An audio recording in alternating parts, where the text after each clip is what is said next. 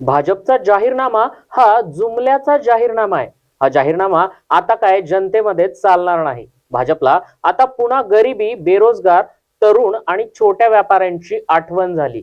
भाजपला सत्तेतून बेदखल करण्याचा निर्णय जनतेनं घेतलाय। भाजपच्या जाहीरनाम्यानंतर अशी प्रतिक्रिया नाना पटोले यांनी माध्यमांशी बोलताना दिली आहे। बीजेपी का घोषणा पत्र जुमले का है और ये जुमले का घोषणा पत्र बीजेपी का अब नहीं चलेगा। अभी और किसान की याद आई, गरीबों की याद आई, युवाओं की याद आई। तो ये 14 में भी इनने कहा था, 2019 में भी कहा था, और वही घोषणा पत्र उसकी कॉपी निकाल के इन लोगों ने लाया है।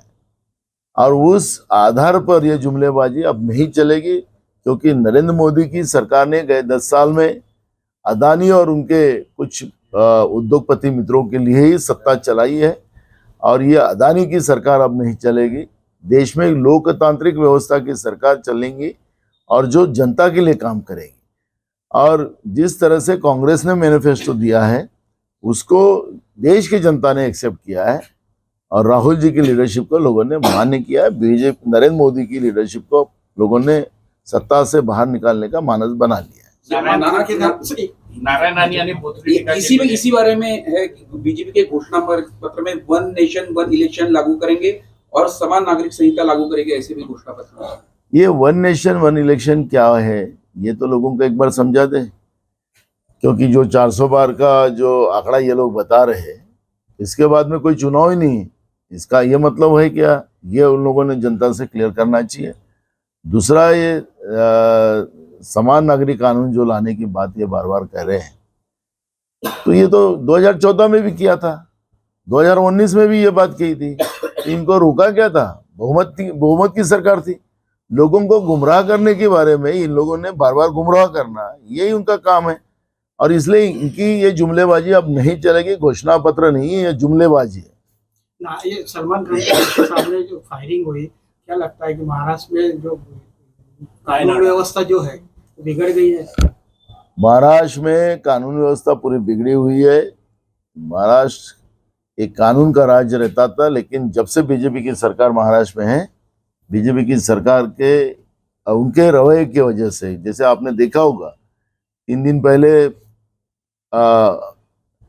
मुंगेरी लाल के सपने जो नितिन गडकरी जी है वो 2014 में प्रधानमंत्री बनने वाले थे, 2019 में भी प्रधानमंत्री, उनका वही चलता है कि भावी प्रधानमंत्री ऐसे ही बोलते हैं उनको।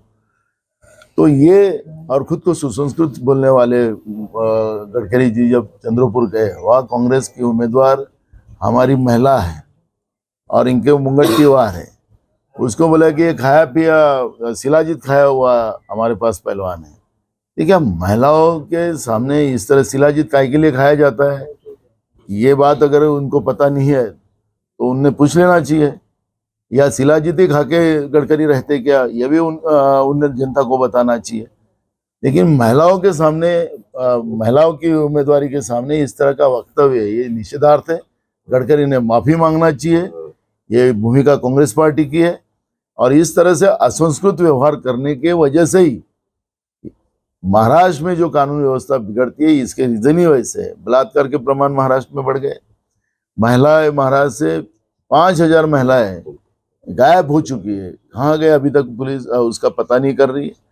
तो ये जो स्थितियां महाराष्ट्र में बनी हुई है कानून व्यवस्था की, उसके रीजन भी ये खुद ही बीजेपी है। सुप्रिया सुळेने हे गोळीबार सरकार असल्याचं म्हटलं, सलमान खानच्या घटनेवर